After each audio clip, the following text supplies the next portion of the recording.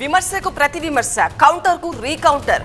BRS versus Dil Raju అన్నట్టుగా war కొనసాగుతోంది. సంధ్యా theatre ఘటన చుట్టూ 3-4 రోజులుగా మాటల యుద్ధం నడుస్తోంది. ఎవరికి వారు తగ్గేదేలే అంటూ డైలాగులు వదులుతున్నారు. రేవంత్ తో ఇండస్ట్రీ పెద్దల భేటీపై కేటీఆర్ వ్యాఖ్యలకు దిల్ రాజు కౌంటర్ ఇవ్వడంపై బీఆర్ఎస్ ఆగ్రహం వ్యక్తం చేస్తోంది. కేటీఆర్ వ్యాఖ్యలను దిల్ రాజు వక్రీకరిస్తున్నారంటూ బీఆర్ఎస్ మండిపడుతోంది. ఇచ్చిన పదవికి న్యాయం చేయడం కోసం పరిశ్రమను ఇబ్బంది పెట్టిన రేవంత్ కు దిల్ రాజు మద్దతు తెలుపుతున్నారంటూ ఆరోపిస్తున్నారు. బీఆర్ఎస్ హయాంలో సినీ ఇండస్ట్రీ ఖ్యాతి ఎంత పెరిగిందో మర్చిపోయారా అంటూ ప్రశ్నిస్తున్నారు గులాబీ నేతలు. ఇలా దిల్ రాజు గారికి ఒకటే చెప్తా ఉన్నా, కేటీఆర్ గారు అన్నటువంటి వాక్యాలు, ముఖ్యమంత్రి గారు అన్నటువంటి వాక్యాలు ప్రజలు చూస్తూ ఉన్నారు. ఇలా కేటీఆర్ గారి మాటలేమో మీరు వక్రీకరించి మాట్లాడుతూ ఉన్నారు. మరి సీఎం రేవంత్ రెడ్డి గారేమో సినీ పరిశ్రమలో పనిచేస్తున్నటువంటి హీరోలను, మొత్తం దర్శక నిర్మాతలందరినీ, మీ చిత్ర పరిశ్రమనే ఒక మీరు ఫోటోషాప్ని నేర్చుకుని నెలకి 1,00,000 వరకు సంపాదించాలి అనుకుంటున్నారా? అది ఎలాగో తెలియాలంటే ఇప్పుడే ఫ్రీడమ్ యాప్ని డౌన్లోడ్ చేసుకోండి. ఇబ్బంది పెట్టే విధంగా మాట్లాడి, మిమ్మల్ని కించపరిచే విధంగా మాట్లాడితేనేమో ఇలా మీరు మద్దతు తెలుపుతున్నారు. మరి ఈ విషయాన్ని 10 సంవత్సరాలు బీఆర్ఎస్ పార్టీ మీ పక్కన నిలబడి, మీకు ఎంత మేము అండదండగా నిలబడ్డామో, మీ ప్రఖ్యాతి ఎంత పెంచినామో ఒకసారి మీరు ఆలోచన చేయాలి. కొత్తగా కాంగ్రెస్ ప్రభుత్వంలో దిల్ రాజు గారికి ఒక పదవి వచ్చింది కాబట్టి కాంగ్రెస్ పార్టీ నాయకుల మెప్పు పొందడానికే దిల్ రాజు గారు అనవసరమైన వ్యాఖ్యలు కేటీఆర్ గారిపై చేసిర్రు అని మేము భావిస్తున్నాం. కేటీఆర్ గారు ఏదైతే లేవనెత్తిండ్రో, నిజంగా ఇవాళ అందరికి ఒక ప్రశ్న అనేది ఉన్నది. కోర్టులో నడుస్తున్న అంశంపై మరి సినీ పరిశ్రమ పెద్దలు అండ్ రేవంత్ రెడ్డి గారు కూర్చొని ఎట్లా మాట్లాడుతున్నారు, ఇదేమన్నా అవుట్ సైడ్ ద కోర్ట్ సెటిల్మెంటా అనే ఒక ప్రశ్న అందరిలో కూడా ఉన్నది. మీడియాతో చిట్ చాట్ సందర్భంగా కేటీఆర్ చేసిన వ్యాఖ్యల తర్వాత ఈ డైలాగ్ వార్ నెక్స్ట్ లెవెల్ కి వెళ్ళింది.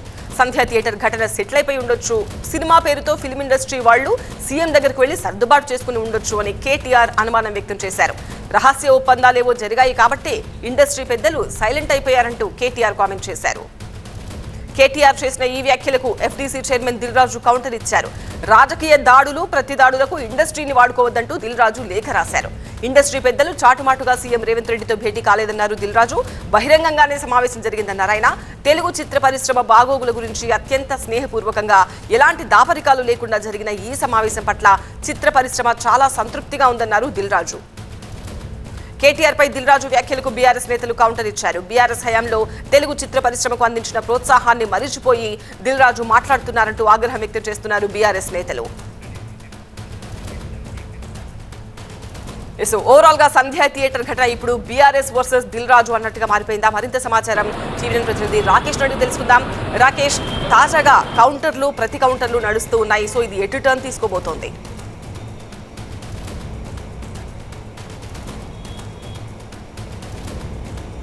కేటీఆర్ చిట్చాట్లో ఉన్న వ్యాఖ్యలకు నిన్న కౌంటర్ ఇచ్చారు దిల్ రాజు. ఒక లేఖ ట్విట్టర్ ద్వారా విడుదల చేశారు. అప్పటి నుంచి కూడా BRS social media social war ప్రకటించింది దిల్ రాజు పైన. ఇటు బీఆర్ఎస్కు సంబంధించినటువంటి నేతలు కూడా ఆయన పైన తీవ్రంగా మాట్లాడుతున్నారు, ఆయన కామెంట్ చేస్తూ ఉన్నారు. అసలు కేటీఆర్ అనని మాటల్ని ఆయన వక్రీకరించుకున్నారు. చిట్చాట్లో అనని వ్యాఖ్యల్ని ఆయన తీసుకొని దానిపైన కౌంటర్ ఇచ్చారు. దాంతోపాటు 3 విషయాలు చెప్తున్నారు. ఒకటి, మంత్రి కొండా సురేఖ సమంతపై, అక్కినేని ఫ్యామిలీపై చేసినటువంటి కామెంట్స్ని ఎందుకు ఈయన వ్యతిరేకించలేదు, దానిపైన ఎందుకు అప్పుడే విమర్శలు చేయలేదు. ఇక అల్లు అర్జున్ అరెస్టు నేపథ్యంలో ఎందుకు ప్రభుత్వానికి వ్యతిరేకంగా ఆయన మాట్లాడలేదు. ఢిల్లీలో కాంక్లేవ్లో CM Revanth Reddy film industry పరువు తీసేలాగా మాట్లాడినప్పుడు కూడా ఎందుకు ఆయన దీనిపైన స్పందించలేదు. అసెంబ్లీలో ఇదే సీఎం రేవంత్ రెడ్డి ఫిలిం ఇండస్ట్రీని కొంత ఇబ్బంది పెట్టేలాగా వ్యాఖ్యలు చేసినప్పుడు కూడా ఎఫ్డీసీ చైర్మన్గా ఉన్నటువంటి దిల్ రాజు ఎందుకు స్పందించలేదు.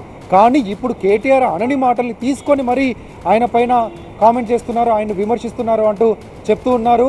దిల్ రాజుకు వచ్చినటువంటి సమాచారం తప్పు.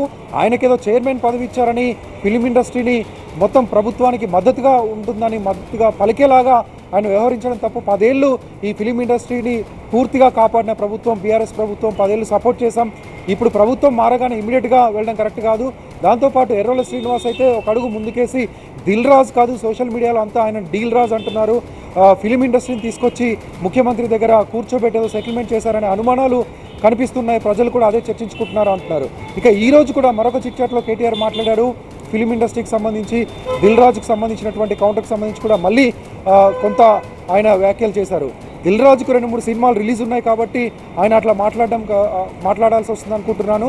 అదే అంశంగా నేను చూస్తున్నా. 2-3 సినిమాలు రిలీజ్ అవుతున్నాయి కాబట్టి ప్రభుత్వంతో కొంత మంచిగా ఉంటే బెటర్ అనే భావనలో దిల్ రాజు ఉన్నట్లుగా కనిపిస్తుంది. ఇక ఫిలిం ఇండస్ట్రీకి సంబంధించి నేనన్న వ్యాఖ్యలు కాదు, ప్రజలంతా మాట్లాడుకుంటున్నారు.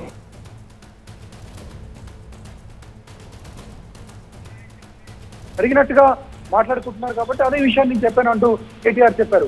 ఇప్పట్లో ఈ విషయం అయితే సర్దుమణిగే అవకాశం కనిపిస్తుంది. టీఆర్ఎస్ నేతలంతా కూడా అల్లు అర్జున్ అరెస్ట్ అప్పుడు మొదటగా ఖండించింది కేటీఆర్. ఆ విషయాన్ని ఇండస్ట్రీ మర్చిపోవద్దు.